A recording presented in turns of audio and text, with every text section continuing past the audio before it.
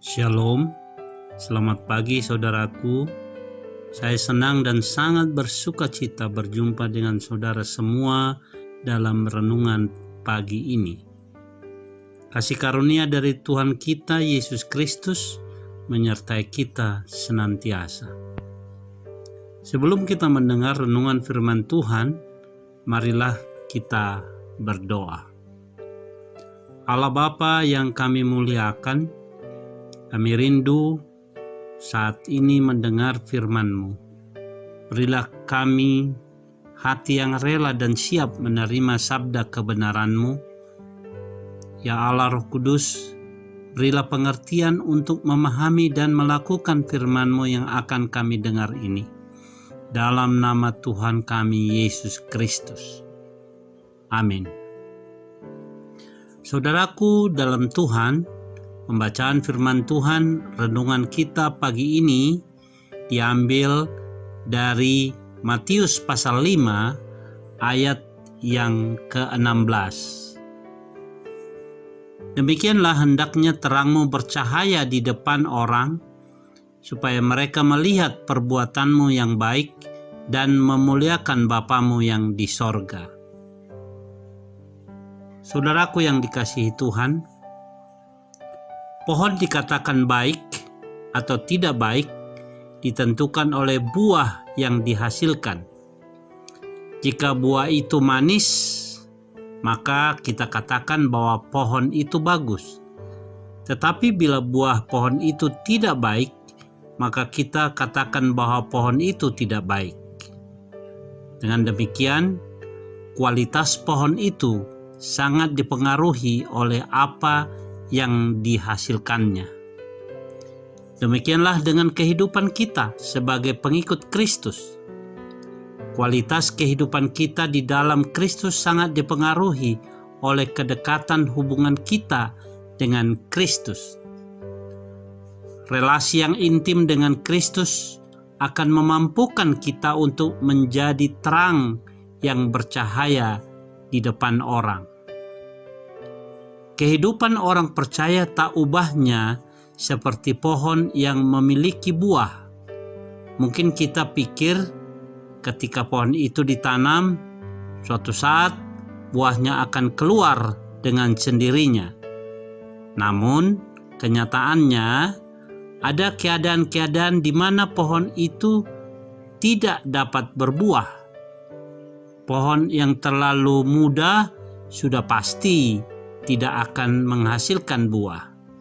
Sedangkan pohon-pohon yang sudah waktunya berbuah, mungkin saja karena penyakit tanaman, terserang hama, atau kurang dipupuki, bahkan pemupukan yang salah bisa mengakibatkan pertumbuhan berlebihan pada area tertentu dan merebut nutrisi dari bakal buah.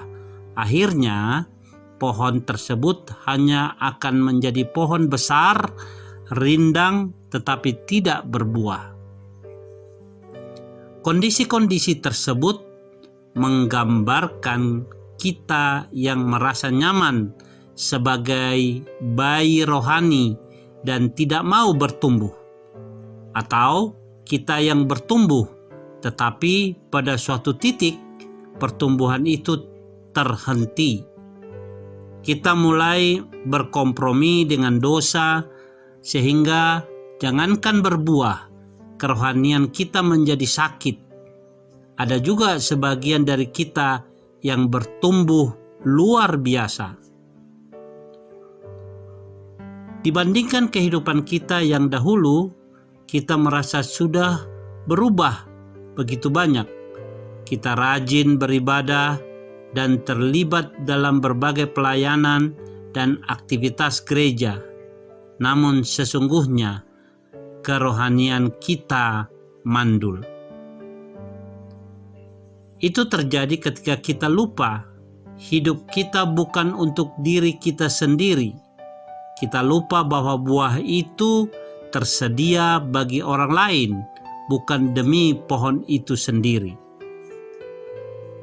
Dalam Markus pasal 11 ayat 13 sampai 14 dikisahkan bagaimana Yesus mendekati pohon ara yang rimbun dedaunannya dan mencari buahnya yang manis. Saat tidak mendapatinya, dia kecewa dan menganggap keberadaan pohon itu sia-sia. Demikian juga halnya jika kita hanya sibuk membangun kehidupan kita yang hanya tampak bagus di bagian luarnya saja. Kehidupan kita tidak pernah benar-benar menyentuh hati orang lain dan membawa mereka kepada pertobatan dan pengenalan yang benar akan Tuhan. Tuhan menginginkan kehidupan kita bisa berbuah lebat agar orang lain dapat merasakan manisnya buah roh yang di dalam hidup kita dan dapat melihat dahsyatnya pekerjaan Tuhan dalam kehidupan kita, serta mereka akhirnya memuliakan Bapa yang di sorga dari kehidupan kita. Saudaraku yang dikasihi Tuhan, kita harus berbuah, bukan hanya berubah, agar orang yang mencicipi manisnya buah roh di hidup kita pun memuliakan Tuhan. Inilah kehidupan yang Tuhan inginkan. Kita saksikan hal itu kepada dunia, sehingga dunia boleh tahu bahwa kita adalah murid-murid Kristus. Saudaraku, mari kita berdoa. Bapa di surga, pakailah kehidupan kami untuk pekerjaan-Mu.